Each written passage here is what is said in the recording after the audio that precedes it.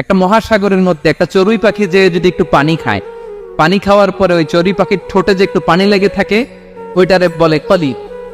আল্লাহ বলে মহাসাগর থেকে পানি খাওয়ার কারণে চড়ুই পাখির ঠোঁটে যে একটু পানি লেগে আছে, এই পানিটা হচ্ছে তোমরা পৃথিবীতে যারা আছো সবার জ্ঞান, সবাই মিলে এতটুকু জ্ঞান, আর পুরো মহাসাগরের পানি হচ্ছে আমি আল্লাহর জ্ঞান। তাহলে আপনার জ্ঞান তো অনেক বেশি। এজন্য জ্ঞানের বড়াই করা যাবে না। আল্লাহ বলেন ওয়ালা ইউহিতুনা বিশাইইন মিন ইলমিহি ইল্লা বিমা শাআ। আল্লাহ যতটুকু জানান ততটুকুই আমরা জানি, তিনি যে কত জানেন আমাদের কোনো ধারণা নাই, ঠিক কিনা বলেন? কেউ তার জ্ঞানকে পরিব্যাপ্ত করতে পারে না, পরিবেষ্টন করতে পারে না, তার জ্ঞানে কি আছে কেউ জানতে পারে না ততটুকু ছাড়া যতটুকু তিনি জানান।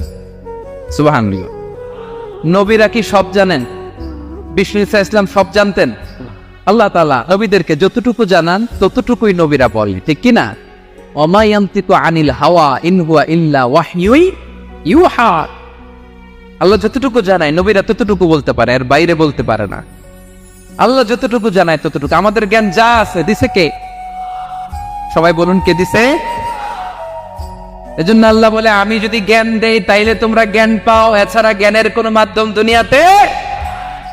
আর আমাদের জ্ঞান একেবারে কম, এই জ্ঞান নিয়ে আমরা বড়াই, কত বড়াই করি, জ্ঞানের কত বড়াই, গর্ব অহংকার, কত গরম আছে না নাই? কি জ্ঞান আছে আপনার? কি জানেন বলেন? ভবিষ্যৎ জানেন? কালকে কি হবে জানেন?